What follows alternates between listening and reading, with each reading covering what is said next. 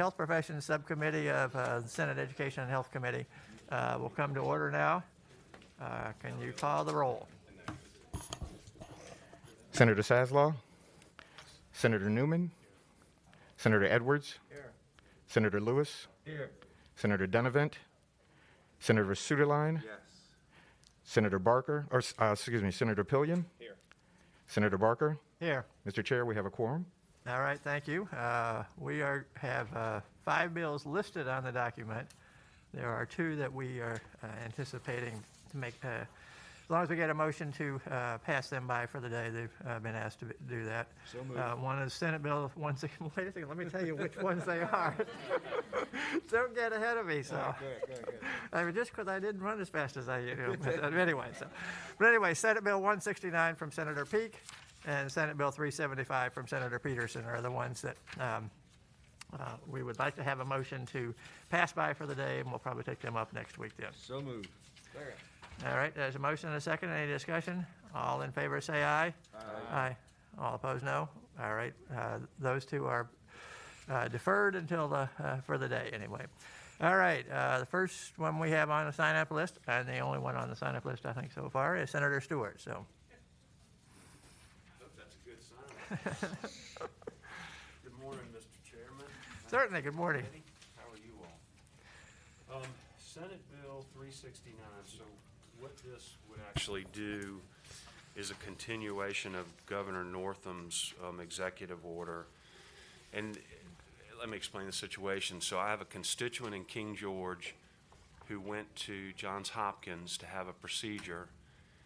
And while the governor's order was in effect, she could continue her care through telemedicine. When it expires, she has to drive 2 hours to King George, and she has limited mobility. From King George. So it makes it very difficult for her to actually drive to Baltimore to get the continuation of care. The area of the world that I represent, certainly in Stafford, you've got Mary Washington and others, but you don't have the skill that you have at Johns Hopkins. No offense intended.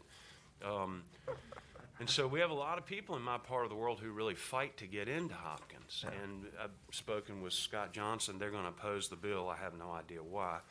It's hard enough to get medical care in rural Virginia as it is without putting another impediment. I know Senator Favola has a bill which would allow a pathway to do this. But how do we get doctors at Johns Hopkins to go through those hoops when they really don't need to? And we're begging those doctors at Johns Hopkins to provide care for my constituents and feel really fortunate when they can get it.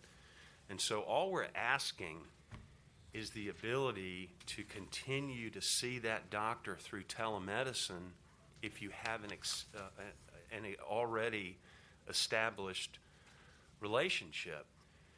And where you are, I would think where Senator Lewis is, he's got the same sort of difficulties, but it's a real issue where I come from. I mean, you can't get in to see a doctor. You can go to a doc in the box or you can go to the hospital, but you can't establish a relationship because you don't have them anymore unless they work under a conglomerate. And typically you find doctors who are managing a bunch of nurse practitioners who are wonderful people, and thank God for them. But this is just a very limited request to allow them to continue their relationship with the doctor that's treating them. We're also seeing it because we've got so many people coming into Virginia, and they have doctors where they've been before. Now, they can drive back and see those doctors, but they can't do it through telemedicine. It just doesn't make any sense. I get the medical society's opposition. They are protecting their physicians from competition. I understand that, and I expect them to do that. But we as a body have to cull through that sort of thing and look after the people we represent, and that's what I'm trying to do here. So I hope you all look at it favorably. All right. Are there any questions? Senator Edwards. So this is a doctor that has an established relationship. Yes, sir. You just want a continue that care. It's like somebody just moved from Baltimore to George County. Correct. And they want to continue. That's all you want, or virtually. That is it. If they have an established relationship with that doctor out of state, they can continue that relationship is all it's not opening the floodgates by any stretch. It is continuing exactly what Governor Northam did through his executive order, which frankly worked very well. All right, are there any further questions from members of the committee? All right, any comments or anything? All right, then we will now take public testimony, starting with those in support of the bill. So come forward if you're in support of the bill, and we'll listen to what you have to say. So. I didn't ask anybody to come. All right. Those in opposition to the bill? Morning, Mr. Chairman. Certainly. I guess I'll sit so I can use the mic. Don't you get too damn close to me.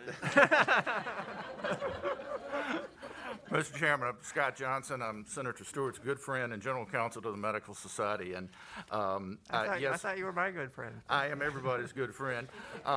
It depends. It depends. It just depends. The key thing is this: the Medical Society is supportive of telemedicine. If you look at the bills over the last 5 years or so we've worked on, we've been an advocate. And we support telemedicine in rural areas as much as we do urban. But when you look at the language on the page, what this legislation would do would let 5,000 people sign up with a company like Teladoc and establish a relationship. And then Teladoc's physicians in other states would be able to come here and provide care forever without being licensed. And no patient could complain to the Virginia Board of Medicine.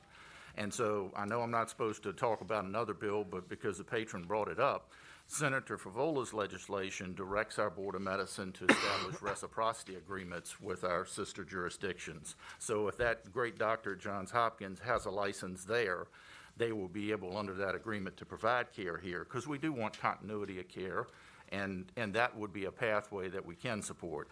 But the inability for our Board of Medicine to protect the public is what causes a pause. So we would ask you either amend the bill or look at that if you would, and I'm glad to answer any questions, and I appreciate Senator Stewart, as always, chatting with me before this.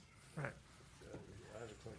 Yes, Senator Edwards. Scott, I understand that this is someone has a continuing, ongoing relationship with a doctor out of state, and it's not a new doctor. It's just somebody he wants to continue practicing. Is there something in the, I don't know, figure out how it can be fixed, but what's wrong with the bill as far as that's concerned?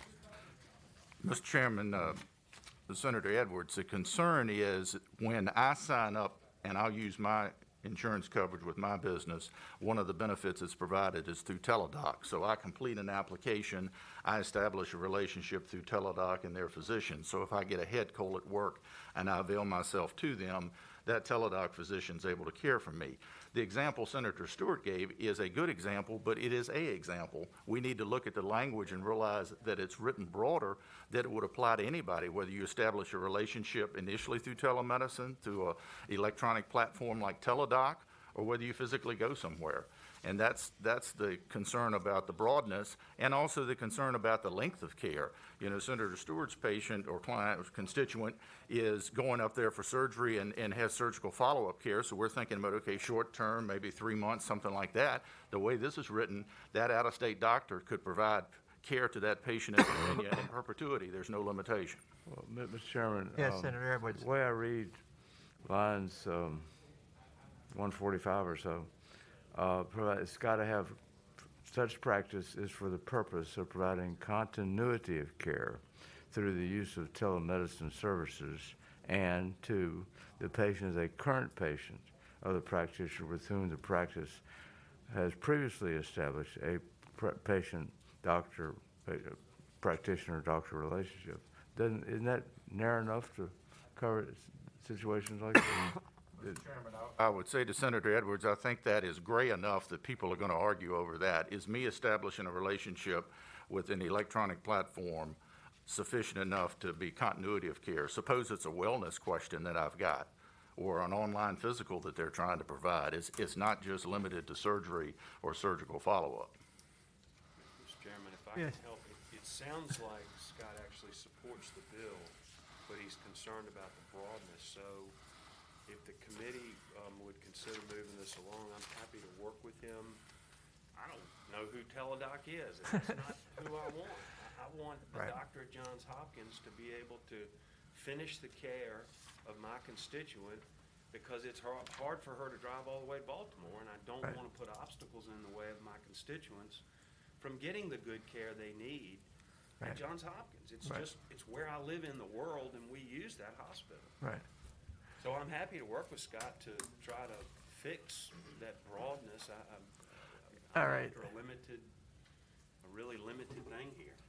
Mr. Chairman, I would just say, if it is the will of the committee to have us work on that, I'm certainly committed to doing that. I mean, if it's limited to surgical follow-up for X period of days, and if the Board of Medicine is okay with that type of approach, I'm certainly glad to do my best to see if we can pin it out.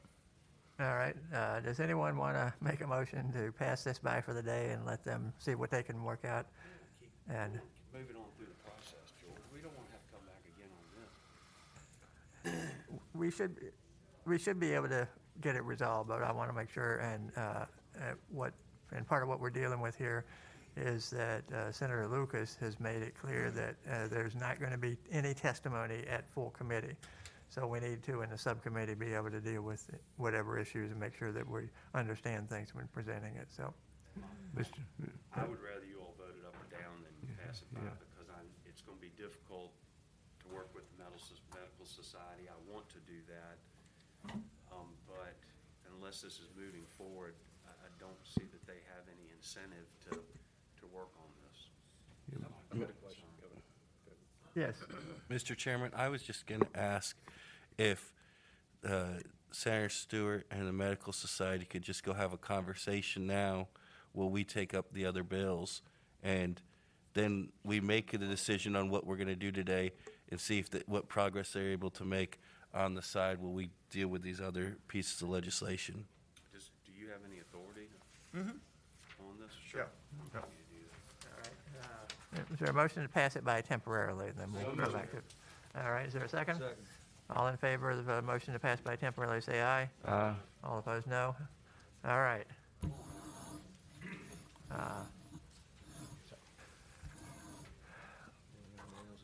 Yeah. We have So- Senator Favola and Senator Deeds were the other two that we have. Senator Vola is currently presenting in rehab, and I am, sorry. Yeah, yeah. Well, I think she was actually at the podium when I spoke with her, and I'm working on getting Senator Deeds down here. All right. We will suspend that temporarily here until we get a patron of one of the other two bills, so.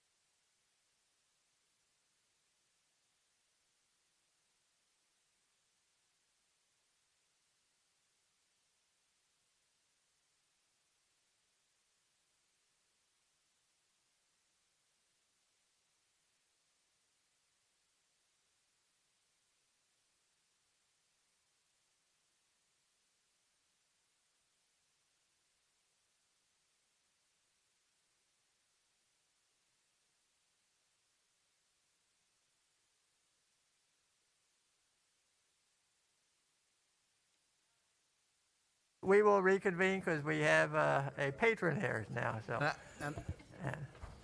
Senator Deeds. Mr. Chairman, I apologize. I had another subcommittee meeting this morning.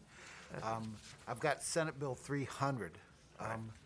This is an amendment basically designed to make consistent the law that relates to the placing of outpatient treatment program facilities throughout the state that offer medically assisted treatment. Right now, the law, it's a half-mile rule found in Code Section 37.2-406, prohibits an outpatient treatment program offering medically assisted treatment from opening within a half mile of a school or a daycare facility. But that's not a uniform rule. It doesn't apply in Northern Virginia, Planning District 8. It doesn't apply in certain cities within Planning District 23, the Tidewater region. It doesn't apply to certain facilities open in Richmond, Henrico County, or Newport News. The half-mile rule restricts access for treatment for opioid addiction, and as a practical matter, it comes with significant business risk for an outpatient treatment facility. In order to be licensed, it must disclose its location, where it owns or leases a building that meets the licensure requirement and the half-mile rule. The licensure process can take an extended period of time during which a daycare opens while you're planning the facility, and it can take it off the table. The outpatient treatment facility will have to either be purchased or entered into a lease. They will have spent significant amount of money and a significant amount of time planning, and all of a sudden, they're not able to be licensed. And the world where I live currently, meth is a huge, meth and opioids are huge issues. I mean, it's devastating communities, it's devastating families, and people need access to treatment. And this rule is one that inhibits the ability of people to open these centers, and that's why this bill is before you. All right, are there any questions of members of the committee? All right, yes, Senator Newman. Craig, someone who came by to see me about this said that they were concerned that sometimes you may sign a lease, and then before you know it, before you get the approval, you now have a lease, but you aren't in question on approval or something like that. Is that really the heart of why the bill's here? The way I understand it, that has been a problem. People have bought property or they've leased property, and then a daycare center opens up while they're 6 months into the licensing process. And all of a sudden, their money, their investment is sunk and wasted because they can't open under this rule. And the problem is, it's not consistent across the state.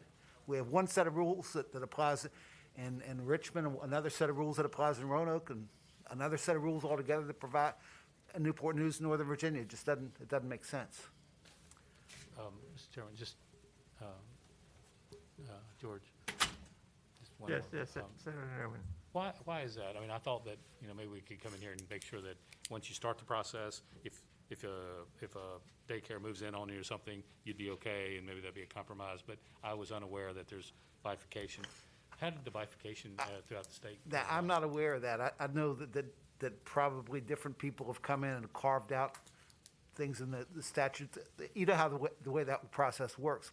We're all guilty of it through the years. We've all done it in different parts of the code. But in this code section, there appear to be a number of carve-outs, and I'm not sure exactly how it happened. It's nothing I've ever been involved in on this particular issue. All right, any further questions from members of the subcommittee? All right, we'll go to public comment. Those in favor of the bill? Thank you. Mr. Chairman, Matt Cobb, representing Brightview Health. We are an OTP provider. Senator, to your question, PD8 had been carved out pretty much since the bill was enacted, and then over the years, other localities were carved out in certain circumstances, whether it was a grandfathering someone in or someone relocating into the region. The legislature just added carve-outs over the time period. The lease issue is a real issue. I'm aware of OTP providers have had that happen to them because the licensure process takes about a year to go through. and you have to have a leased premises or purchase a property before you can file for licensure. And a daycare moves in, and then you're out of luck. The other issue with it is, candidly, when you get in some areas of the Commonwealth, if you can't build a location within a half mile of a school or preschool, you lose all the area where you could actually build a location. We pulled some data, and just for example, in Salem City, under this rule as it's currently written, there's only 4% of the land in the city of Salem available. Before you even deal with, is there a building available there? Is it zoned appropriately there? Or is there access by roads there to do it? In Charlottesville, there's only 2% of the land available. So it creates a difficulty in where can you locate these facilities. Now, I want to be clear what the law does not do. The law does not stop a locality from passing a zoning ordinance and saying we don't want them in this location. The law does not change the fact, or the bill does not change the fact that under the law, the department has to provide notice to the locality whenever it receives a licensure application from one of these providers. It has to solicit comments from the locality on that application, where it's going, you know, locality, what's your view on this? And the commissioner is required to take that into consideration before he approves or disapproves a license. So going to a uniform standard doesn't open the floodgates and say these will open anywhere. There's still the local control of saying, by the ordinance process, we don't want it in this area, or we don't want this area zoned for these. They can still do that. What this does is just gives us a uniform playing field statewide, and it makes clear that it'll just open up more options for access to treatment. All right, are there anything further you want to say? And We would encourage you to support the bill. yeah. Any questions of the speaker? All right, thank you. Thank you. Anybody else in to testify in favor of the bill? All right, is there anybody to testify in opposition to the bill? All right, the bill is before us. Move the report, recommend reporting. All right, we got a motion and a second to recommend reporting. Any further discussion? Yes, Senator Newman. I didn't know there's bifurcation, so I maybe was struggling with the bill before that, and it's hard to get there. The question is should it be right across the street? Should it be within 500 feet? You know, but if you do 1,000 feet, you know, then you may get less than what you get now because of that 1,000 yards you get less. So anyway, I'm gonna vote for it, but maybe think about it a little more between now and then. That's the only thing. All right. All right. Any other further comments or questions from members of the subcommittee? All right, the motion is before us. I call the roll. Senator Saslaw? Senator Newman? Senator Edwards? Senator Lewis? Aye. Senator Donovan? Senator Suderline? No. Senator Pillion? Senator Barker? Aye. Aye 6, noes 1. All right. All right, thanks. And Cree, this will presumably come up next Thursday at Ed and Health, and there's no testimony, but we'll let you know if there's anything you want. If you probably should be there as well. So, all right, thank you. All right, Senator Stewart, the senator from King George. So. Thank you, Mr. Chairman. You know what? I have to tell you all, Scott Johnson was reasonable for once. Somewhat. We've actually come to an agreement to help my constituent. And so with that, Mr. Chairman, on line 143, after Columbia, comma, I would ask someone to make a motion to strike or a United States territory or possession, because he doesn't want them getting surgery in Puerto Rico. And after, on line 148, after relationship period, if someone would make a motion to insert with an initial in-person evaluation within the previous 12 months. Second. And with that, I think there's agreement on it, and that gets me what I need for my folks. All right, we have the motion before us for those two changes to the section 33. Any discussion or questions on those? Move that the we got to vote on that, on the amendments to the bill. So if there are none, then we'll adopt those amendments. All in favor, say aye. Aye. All opposed, no. Okay, those amendments are adopted. Is there anyone from the public that wishes to comment further on this bill? Thank Senator Stewart. All right. I move that the bill as amended be recommended for reporting. All right, there's a motion and a second to recommend reporting, to report with a recommendation that to report the bill. Any further discussion or questions? All in favor, call the roll. So, Senator Saslaw? Senator Newman? Senator Edwards? Aye. Senator Lewis? Aye. Senator Donovan? Senator Suderline? Yes. Senator Pillion? Senator Barker? aye. Ayes 7, no 0. Mr. All Chairman, right. should I come to full committee or just not worry? I think it's unanimous, so we'll move quickly on. Thank you, We'll Mr. call Chairman. you if we need be. If I need get be. in trouble. Yeah. Thank you, Mr. Chairman, members of the committee. All right, thank you. Senator Favola, good timing. We're just about ready to adjourn, so you're the last bill, so. The last bill, okay, how lucky can I get? Good morning. All right, okay. Mr. Chairman, I have line amendments, and I can explain them, but it would be my wish that the committee adopt the line amendments before I give you a full discussion of the bill. And the line amendments are very simple. And the body of the bill, oh my gosh, I brought the wrong folder. No, I didn't. I'm fine. I just got a little messed up there. The first part of the bill talks about temporary emergencies and hospitals, dialysis centers, and licensed nursing homes being able to bring on healthcare personnel as employees. My line amendment says employees or contracted by the employer. So, and that is my amendment. So throughout that first part, you're looking at 54.1. That section would all have employee or contracted by. Okay? All right, anyone want to offer a motion to adopt the amendments that are proposed? So moved. Second. All right. Any questions or discussion? All right, all in favor of adopting the amendments in a block, say aye. Aye. All opposed, no. Those amendments are adopted, so proceed. Okay, thank you, Mr. Chairman. This bill has two components. The first component deals with a temporary authorization to practice. So hospitals that are in an emergency situation, they're having a very difficult time getting staff. What this bill does is it would allow a healthcare professional who has been either licensed or registered, or a physician who, would have to get a license. So we're covering a range of healthcare professionals. Would allow hospitals, dialysis facilities, or nursing homes to bring these people on. They'd be from out of state. They wouldn't have Virginia credentials. They could come on. The employer would have to register the fact with the respective professional boards that they have hired or contracted with these professionals who are out of state.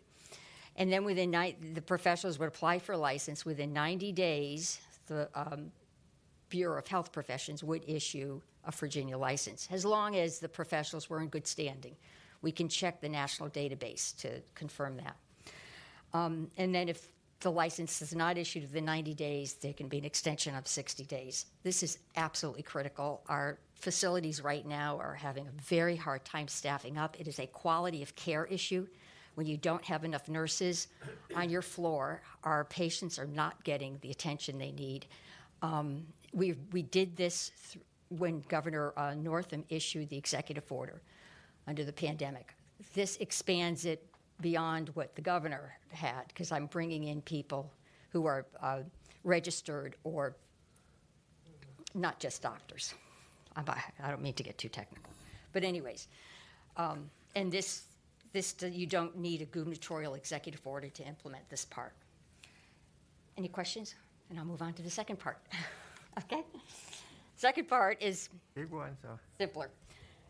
Second part establishes the opportunity for Virginia to enter a reciprocal agreement with contiguous states.